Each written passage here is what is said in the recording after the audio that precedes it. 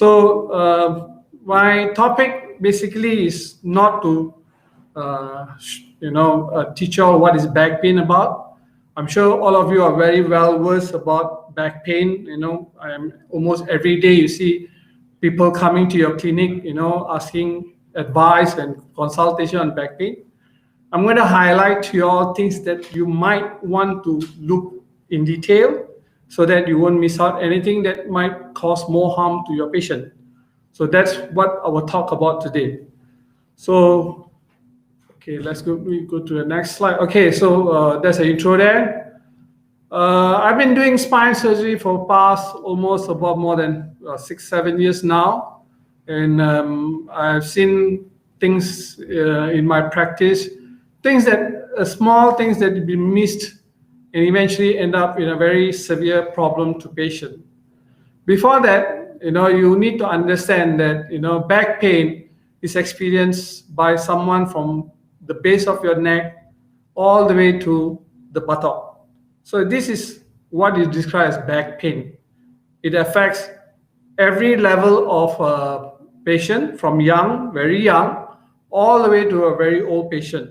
So it does not, there's no particular group that have back pain that you need to be or ignore. Every level of back pain is something that you need to consider. Something can be very sinister. You need to rule out things that might harm them, may cause more difficulty to them. Again, it is a huge financial loss, to employer and to employee. Back pain is not an easy a diagnosis. For my experience, it can be a very difficult task, difficult to treat. Again, the question is patient expectation. Sometimes patients feel that what we do might not be adequate, or what we do, we don't understand what they go through because we don't experience their pain. So the question here is this back pain can be treated over-the-counter treatment, by buying medication from clinics or from the pharmacies. Are there any alternative treatment? A lot of chiropractor practice is opening up, acupunctures, physiotherapy centers. Will that solve their problem?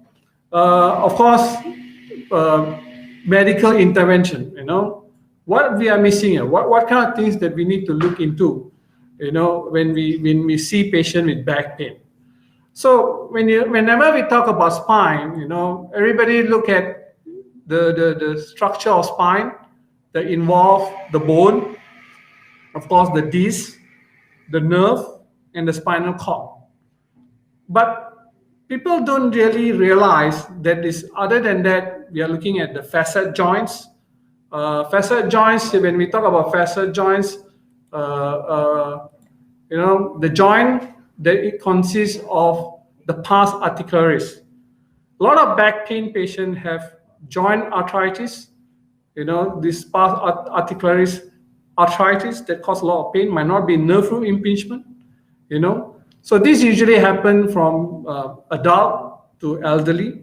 Patients who have rheumatoid arthritis might have this kind of joint pains. And then you have this group of patients. Don't forget, when you talk about spine, the muscles, the ligaments, the tendons, this is a main contributor for patients with mechanical back pain. So when patients present with back pains, you need to differentiate whether this is a simple, straightforward, ordinary mechanical back pain, or something that you need to look deeply and figure out whether there's anything further need to be done for this patient. Of course, every patient that comes to you, the first thing they complain to you is pain. Okay, the main complaint will be definitely pain. So when it comes to pain, you need to know what type of pain we are talking here. Is it dull? Whether it's pulsatile, shooting, claudication, whether the patient has some form of night pain. Night pain can be something very sinister. It can be reflecting the patient might experience some form of tumor in their spine, tingling sensation due to spinal stenosis, nerve root impingement. So this is all as types of pain they present to you. So when the patient presents to you with a back pain, you're as a GP or as a doctor, one of the most important things that we need to do is to establish what type of pain is it? Is there any pattern towards the pain? There any provisional diagnosis that we can fit into this pain symptom? So that's the first thing you all need to do. The next thing is you need to know is the symptoms: fever, swelling, chronic cough, unsteady gait. Sometimes patient comes with a steady gait with back pain. These kind of symptoms, you need to be very aware of that. Just don't discard it. Is not something not important, because it can suggest the severe stenosis might be due to some form of compression to the nerve or even the spinal cord. Of course, incontinence, urine incontinence, loss of appetite, weight loss, numbness, and the list of symptoms that you might see in the slide. These symptoms are something that you need to take into account, and you need to establish this diagnosis. And if these symptoms present, then you must always be worried that this person might have something more than a simple back pain. Even for a male, a loss of erection or a weak erection might be sign of something going on in a lumbar spine. So, of course, it's most in Malaysian or even in Asian countries a taboo to ask this question. But again, it might be a sign of something going on in the lumbar spine. So you must be aware of that. Again, when you have all this, okay, any doctors will do physical examination. We look at the bed, the posture, the balance, the limb, hip joints, spinal alignment, swelling, tender, discharge. You'll be wondering why I'm talking about hip joint in spine problem. Sometimes the back pain is not related to the lumbar spine. It's because of the hip. Patient might develop hip arthritis, avascular necrosis of the hip joint, might also present as though they're having a back pain. So you also need to understand that a back pain is a very big, it's a huge topic. When we talk about back pain again, the thing that you all need to understand, what I'm trying to highlight here is, by knowing what things that cause more harm to a patient, things that be missed in a practice, and the patient end up in a very severe form of spine problem. And by the time they come and seek for a treatment from a spine consultant or a neurosurgeon, the things will be too late for them to be done something to them. So that's why what I'm trying to highlight, when you see this kind of patient, make sure you look carefully all this and make sure you don't miss any of that. One of the main presentation is alignment. Okay, all of us are meant to have a balanced shoulder and balanced hip. When you have imbalanced hip and you see patient is stooping forward, when they have loss of sagittal balance, when you see a shoulder in the imbalance, then there's something wrong with either the lumbar spine, or it can be a hip or a lower limb problem. So in this case, by knowing what is the issue, by identifying what was the main concern here, you can get highlighted and refer to the right specialty. So that will help the patient, that help you to address the patient's problem. So again, when we talk about back pain, there's a lot of risk factor. Of course, age is always a biggest risk factor to all back pain. More elderly people have back pain compared to younger people. People who are chronic smokers have back pains. Long hours of sitting, working in an office. Some of you be sitting in the clinic from morning to night. Some of you might have back pain. Lorry drivers, heavy vehicle drivers have back pain because their seat in their vehicle are not appropriately designed, not contoured for their back. Sedentary lifestyle, again, obesity, manual laborer, gym goers, and of course, stress. Okay, you'll be surprised how much stress can contribute to your back pain. So when we talk about cause of back pain, I have divided into mechanical, degenerative, tumor, inflammatory, metabolic, and infective. So as you can see here, people, the picture described to you, laborer, people who carry loads. Currently a lot of people buy things online. Then you see a lot of delivery guys send you goods, all the loads they have to carry day in, day out. And this kind of patient will present to you with back pain. Elderly people definitely have some sort of back pain. This is one of my patients. If you can see, I'm sure you can see my pointer, correct? You all can see the pointer? Yes. So you can see there's a tumor forming in the sacral region. Okay? This patient presented with buttock pain, been going on for almost a year. And when the patient came, been going for a visit to acupuncture, the acupuncture been doing needling for this patient.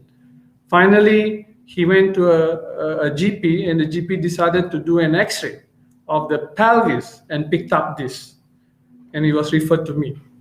And you can see here, this is a angst patient which has a lumbar fracture. And the other picture shows as a patient age, osteoporotic fracture eventually caused patient to become kyphotic. Elderly people with poor bone quality with back pain might be suffering from osteoporotic fracture. So when you look at the whole scenario of the back pain, so I have also divided them into age. It's much easier for you all to see this. Young, adolescent, adult, and elderly.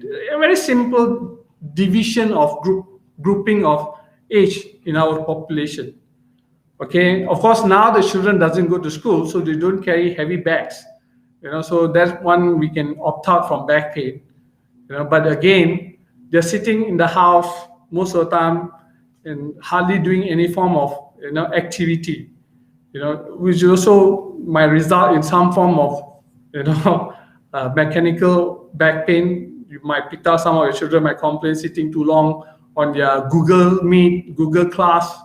They may say, "Oh, I'm having a discomfort over my back." These kind of things. Usually deal with the mechanical form of back pain in young children. Again, adolescent. Sports injuries are quite common in adolescents. Adult, due to prolonged sitting in office, laborer, hardcore laborer, and elderly, of course, which also shows some form of degenerative back pain, is definitely part of presentation to them. Here are some of the diagnoses you all pick up: scoliosis, spondylolisthesis, pyogenic or tuberculous infection. This is some of the x-rays I picked up throughout my career. This is a congenital deformity of the spine. This child was brought in because the father noticed the child has a very unsteady gait. He's walking abnormally. So then he was brought to clinic, and when we did an x-ray and CT scan and MRI, we picked up this deformity or abnormality in the spine. We call it a hemivertebral. So this patient has a scoliosis secondary to abnormal or congenital deformity of spine. And this patient eventually was put on brace, and in long run, it might end up some form of scoliosis surgery. We are still following up the child, and hopefully this child might not end up with scoliosis surgery. This is a very interesting case. This is a 10-year-old child was brought in to see a doctor in one of the practice, complaining of sore throat and cough. The patient was given the URTI treatment, was sent back, and he had subsequent 2 to 3 visits. Finally, the child developed torticollis, and the mom brought to the hospital, and what we picked up is the patient has a TB spine with a huge retropharyngeal abscess. And this child underwent drainage and stabilization of the spine, which is very unfortunate, because if this was picked up early, then most probably we might treat this patient just a pharmacological way. We don't need to go through the surgery for this child. In adolescent, scoliosis, mechanical back pain is very common in young children. Adolescent, especially the one who are active in sports. Again, pyogenic tuberous sclerosis is also very rampant nowadays. You'd be surprised how many youngsters that we are picking up nowadays with TB spine. This is one of my cases with the scoliosis. You can see the scoliosis correction is done. This child was brought in because of uneven hip, and patient has a swing, basically listhesis to one side. So we had to correct the patient to give the patient a more balanced spine. This is an infection, a severe TB infection in this patient. This is, if I'm not mistaken, is about 15 or 16 years old child, present to her with some form of neurology with back pain. When we picked up, when we did an MRI, there's a severe destruction of the vertebra and also epidural abscess that we went in. We decompressed the spine. Literally, the patient is walking now. Again, when we talk about young adults, trauma is one of the biggest contribution in young adults. Grab drivers, riders, food panda riders nowadays have presented to us again and again with fracture dislocation, some form of traumas, with back pain. Of course, I'm sure you all definitely will see these kind of patients, complain of back pain after a fall. It can be a simple thing, it's just a simple laminar fracture. It can be treated conservatively, of course, by when the patient have this type of fractures. Most of the time, they present to us in the hospital base. So we definitely pick up this patient in our practice. Then you have this disc prolapse, severe disc prolapse, causing stenosis and quadra equina. This is, if I'm not mistaken, about 30-plus-year-old male presented with the quadra equina syndrome. Then we have to go in and decompress the spine. And when usually, if in quadra equina, if you missed it, if you don't operate them within 48 hours, they'll be CBD dependent lifelong. Almost about 70% doesn't gain their bladder function again. So it is important to pick up this kind of patients and definitely referring to us or for any spine surgeon. Early will definitely give them a better opportunity to save their bladder. Then, if I want to highlight further in a middle-aged group, tumor is one of the presentation. Of course, the numbers are very small. I agree. I'll say about 1% of spine patient might have tumors presented to us. Then, when we go in, we decompress the spine. Most of them do have some recovery, but majority of them, most of the time, by the time they present to us as advanced mets, we might not able to return their function, but we can stabilize their spine so that they can have a better quality of life for their palliative cares and all that. So what I'm trying to say, all this is different patient group have different form of symptoms and diagnosis that you need to look into. And by not missing out this kind of diagnosis, then you intend to give them a better chance of recovery. This is another group of patient, elderly patient, which is very, very huge number of them. Our community is aging, no doubt about that. More and more people, falls in this group.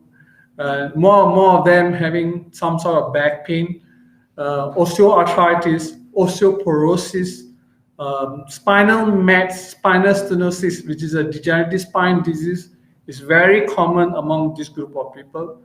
Again, when you talk about spine, the first thing comes to everybody's mind, oh, spine. If I go and see a doctor, I will end up paralyzed.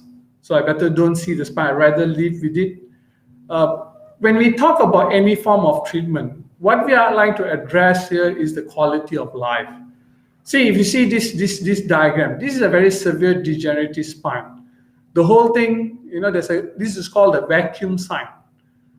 The vacuum sign shows this patient is suffering with this degenerative spine for many, many, many years. I'm sure this patient has very poor quality of life. Addressing this issue, give them a better quality of life. They can be more independent in their life. They can do more things themselves. This diagram shows a very severe stenosis. I'm sure you all agree with me. It's a severe stenosis. This patient doesn't have quadra equina, but this patient wheelchair bound, literally wheelchair bound. What he needs is a stabilization and decompression. He can use some form of walking aid and walk. Most of them they walk. He have a better chance. It takes off the stress from the caretaker. Always remember, in any form of treatment or any form of care, the caretaker has the most stress compared to the patient, especially the patient is bed-bound or wheelchair-bound.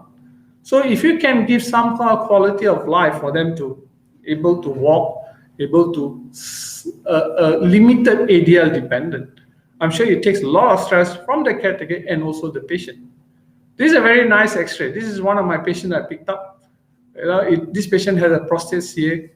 It's a spinal mass all the way. All the lumbar is affected. Of course, this is a more palliative care.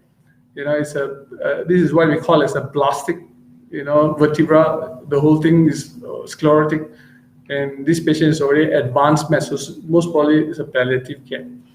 So just something very interesting. Okay, if you look at a glance, this looks like a normal lumbar X-ray. Okay, one of my patients presented. This patient is suffering with back pain. Young patient, about 36 years old, Malay male, presented to us with back pain. Just been having radiculopathy pain. Been going to clinics to get analgesic. Occasionally gets Petaling injection and also some Voltron injection. Then finally, he presented to the clinic. And when we look, it is a simple X-ray, simple X-ray. And then you look at it, if you look at it, I just want to highlight something here. If you can see something, there's like an appearance here. This is a calcified disc, appearing here. So in this case, what I try to highlight here, even a simple X-ray, you can give an opportunity to diagnose you the right way and to treat the patient correctly. In this patient, we went in and decompressed the spine and removed this calcified disc, and this patient is pain-free. So when you see a range of patients, a simple examination, a simple imaging will make a lot of difference in diagnosing a patient. This is another patient. This patient, if you look at it, this patient is an old patient, agreed. The spine looks a bit, degenerative, osteoporotic. Okay, fair enough. I've been visiting doctors. This patient even went to a hospital, was treated with analgesic, and then was sent back home. Then finally, if you look at the slide, the next X-ray, there's a few spine over the L4, L2, L3, L4. This patient had a pyogenic spondylodiscitis, which was missed, but subsequently resolved by itself. Amazing, patient doesn't suffer any form of morbidity. He was recovered very well. But the only good thing is the patient was given antibiotic. We are not sure why, but anyhow, it resolved this infection that's happening in the spine.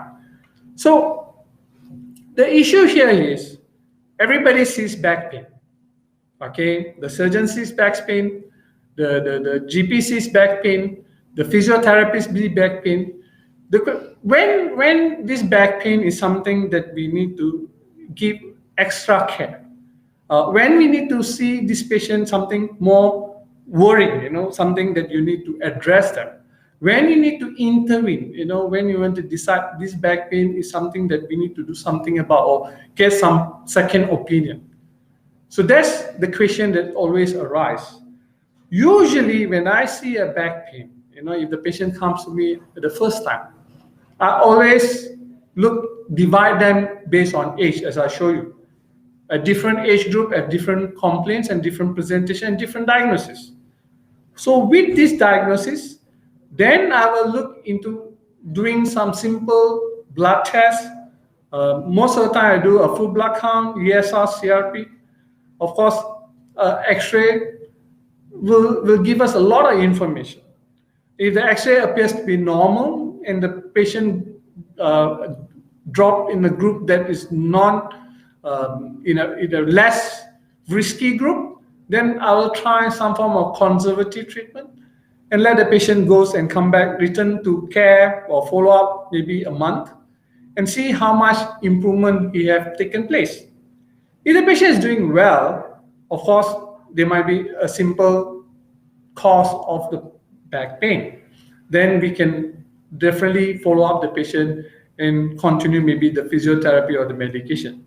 But when they come back and they let you know that, oh, doctor, it doesn't seem to get better. I suffer more, or I have new symptoms.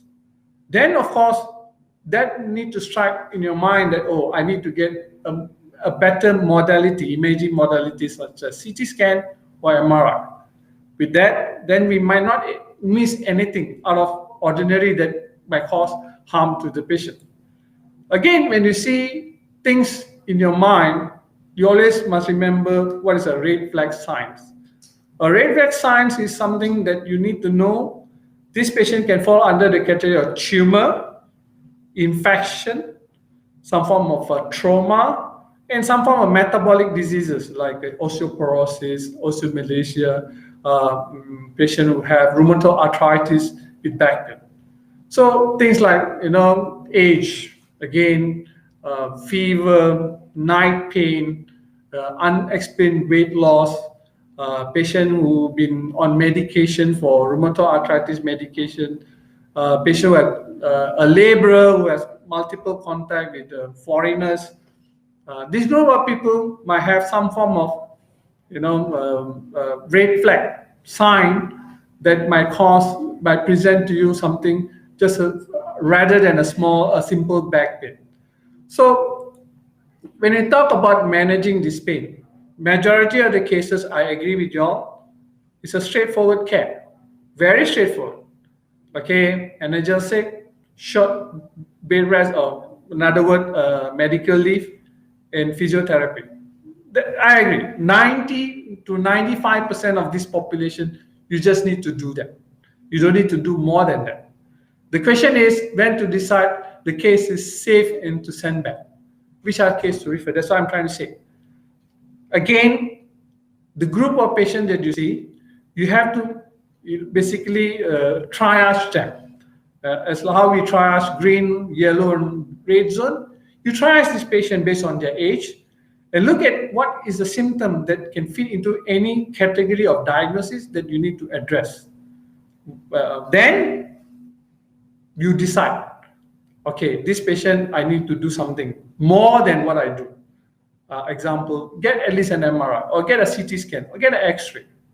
Then decide whether this patient is safe to send back to his life or need to be referred to the right channel so they get the right treatment. Again, one of the spine emergency that everybody knows, quadri-equina syndrome. Quadri-equina syndrome can be very deceiving. I have patients who present with, doctor, I have numbness over my perineum region. I feel numbness. I don't feel anything.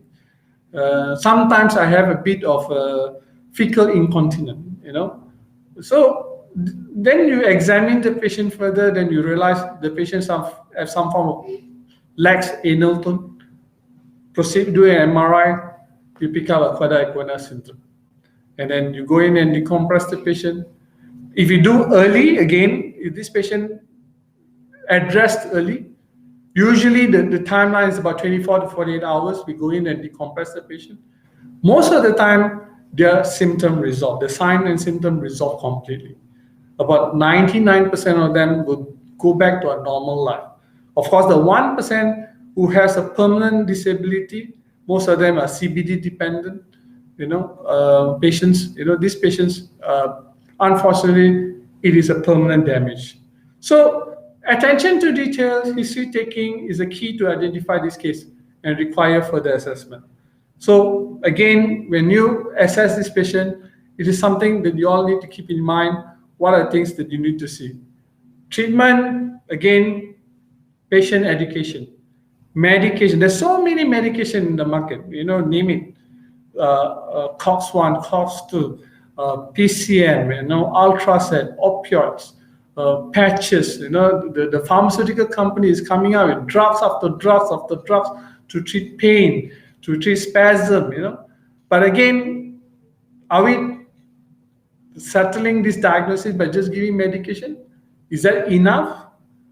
Are we doing the right thing by just giving this medication and sending this patient back? It's a question that you always need to ask yourself. And then the physiotherapy, of course, injections, radio frequency, surgeries. These are the options of treatment we have for this patient. These are some of the examples, surgeries that you can do, minimally invasive surgeries. This is decompression, radio frequency ablation. This is basically a spine fusion surgery that we do to address all these patients. But whatever you do, patient present a back pain. Whenever they present a back pain, keep in mind, okay, there's other diagnoses that you cannot ignore. Okay, things like referred pain, duodenal ulcer, pancreatitis, gallbladder disease, UTI, twisted ovarian, many things, even depression and anxiety can cause some form of back pain. So if the patient does not have any findings, MRI is normal, examination normal, it can be just a depression. It's just a stressful lifestyle they go through. With the current pandemic, a lot of people have a lot of, psychological stress to deal with in their daily life. They might present to you with just a back pain. If you look hard enough, you might pick up these kind of things. So again, please bear in mind that back pain might not be a simple thing. Back pain might not be a diagnosis that should be ignored. Back pain can cause more harm to patient. And if you see your patient in future, look hard, talk to your patient, examine them, and you might pick up things that need to be referred or you need to be addressed, and that might save this patient's life. Thank you. I have shared my email address and my phone number. You can, if you always can come back to me if there's any email you like to address or discuss anything with me. You can email me. I always reply my email.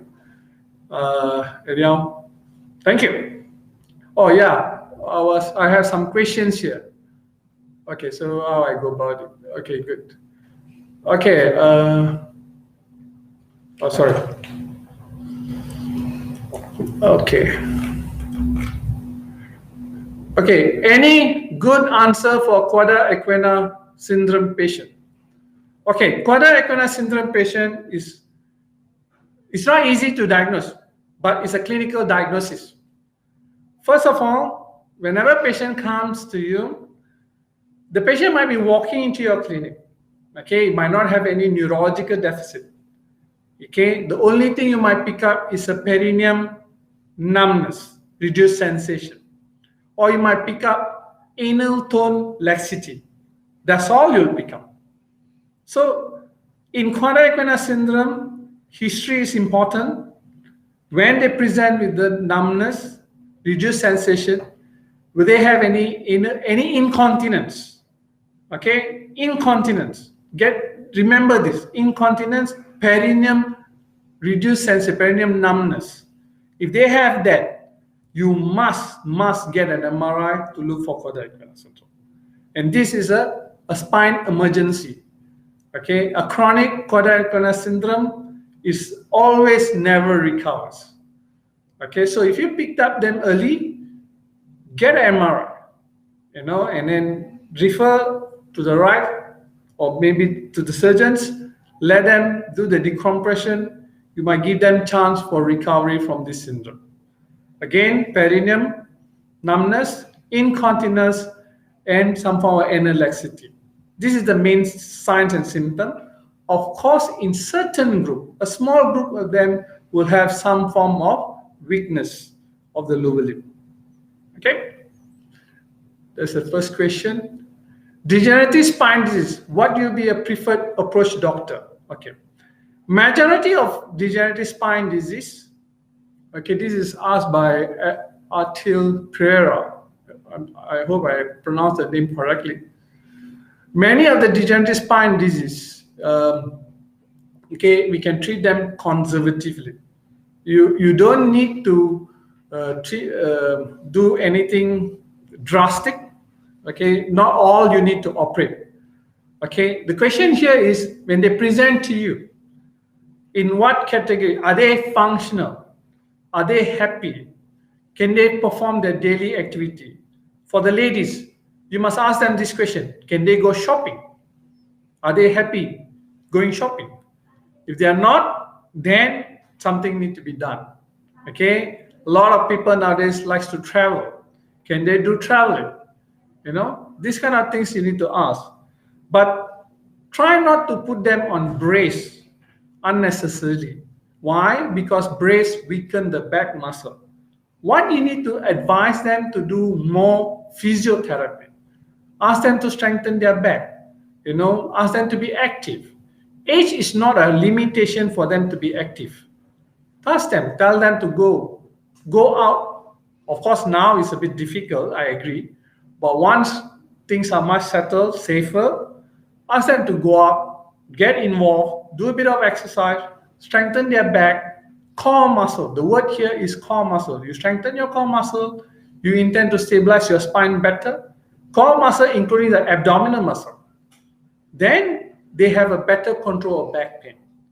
The question is, when they start taking medication regularly, when they need to go for massage therapy or some form of acupuncture in a very regular basis, then we can offer them some form of more permanent solution, such as surgery. And with the technology now, we are doing more and more minimally invasive surgery. We don't need to open a big scar to do decompression.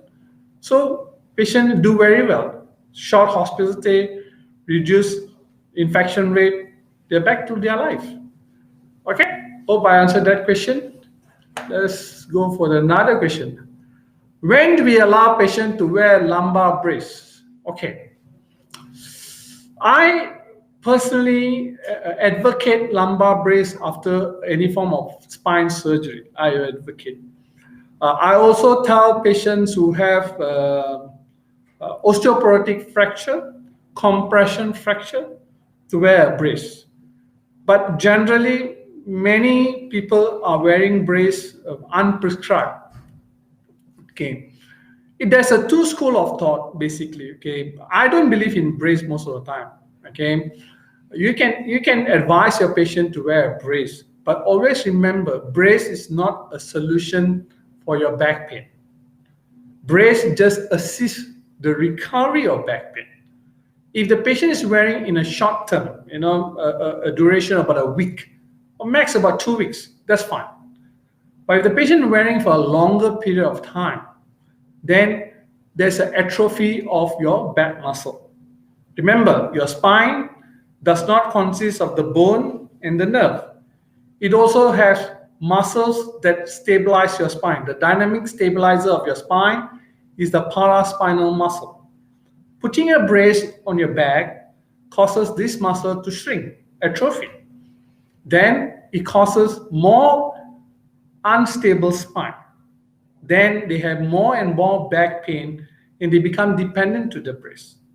Rather than offering them brace, okay, if you want to offer short duration, the best will be referring to a physiotherapist, ask them to strengthen the back. That will be the ideal way of treating this back pain. Okay, how much do NSAID affects kidney like GFR? Okay, this is a very difficult question. Let me tell you this. Many patients abuse NSAIDs for back pain, any form of pain. It's easily available. It is over the counter. Everybody gets it from a pharmacy. They go to a pharmacy A, they buy a bit more, and then they go to pharmacy B and pharmacy C, and they keep on buying and buying, hoping this back pain will disappear. And at one point in time, they didn't even realize they have used up their life for their kidney and their gastric. Eventually, they develop some form of gastric disease and also some form of kidney disease.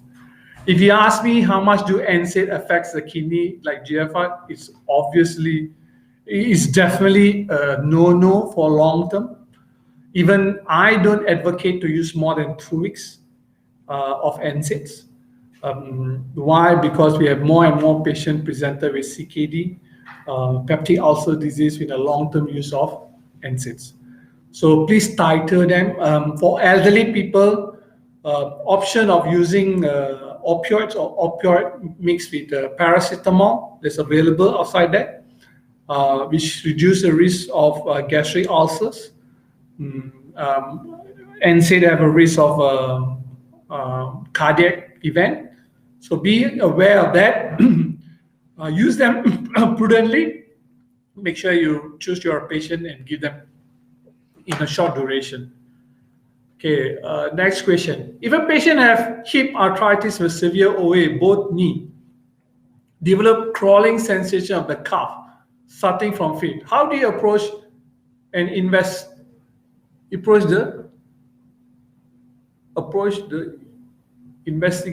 the treatment? Okay, fine. Okay, hip arthritis is severe OA knee with crawling sensation of the calf. When the patient have severe knee OA, they have hip arthritis, they have some form of lumbar degenerative spine disease. You can't avoid that. Okay, it's basically a domino effect. As long as joint become arthritis, it intend to cause another joint to be to go into degenerative. Everybody knows, right?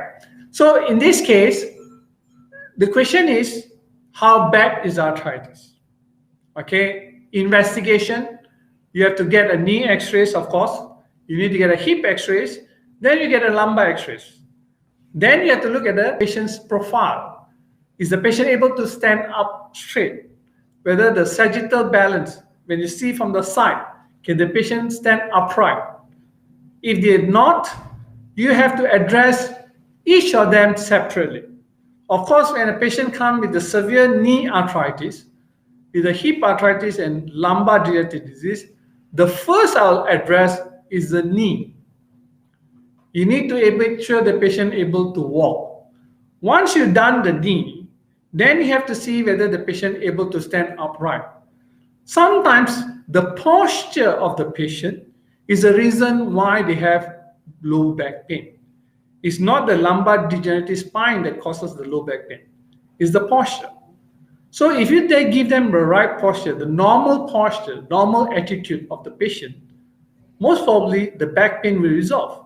You might not need to do anything for the back pain. So again, if you ask me the investigation and the treatment, of course, investigate the knee, investigate the hip, investigate the spine, do the proper blood test, make sure it's not any form of connective tissue disease like rheumatoid arthritis that causing this problem, and treat accordingly. Again, in my settings, if I see this patient, I'll ask an arthroplasty surgeon to do the knee replacement, then re-examine the patient again, see whether the back pain disappears or reduce. Then most probably I address the hip. I hope I answered you, Dr. Bawani. Okay. Why does cannot walk?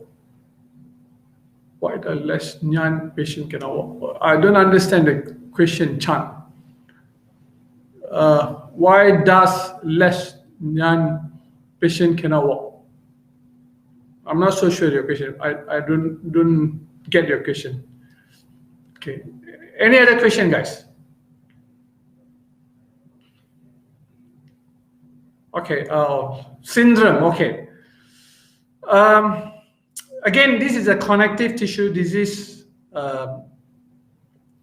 presentation. Okay. If you ask me why the patient cannot walk, most of the time it may be because of degenerative of the spine disease itself.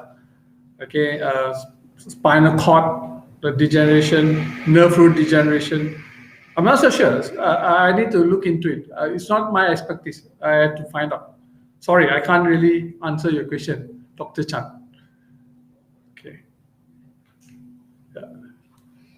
Okay. So, thoughts on trigger point injection. It's a wonderful treatment. A lot of patient has back pain, which is non-specific. Okay. They can point with one finger. If a patient presents to you with pointing one finger to the back, doctor, I have pain at that point, most probably a trigger point injection will work. You just need to give an injection, voila, you are the God for them. You know, they will praise you, doctor, you have done miracle job. You have taken my pain off. But again, it is a diagnosis of exclusion. Okay, myofascial pain is a diagnosis of exclusion. Make sure you exclude all the other diagnoses. Make sure you do minimum a spine X-ray. If it looks normal, then please go ahead, give a trigger point, injection, and you'll be amazed how well they are. They might praise you and say, "Oh, you've done well."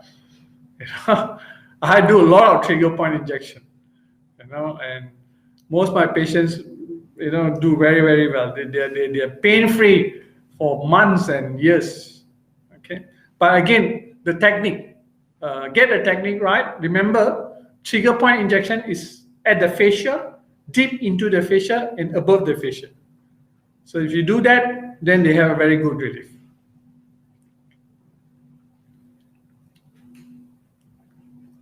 I hope I answered the question, Dr. Ng.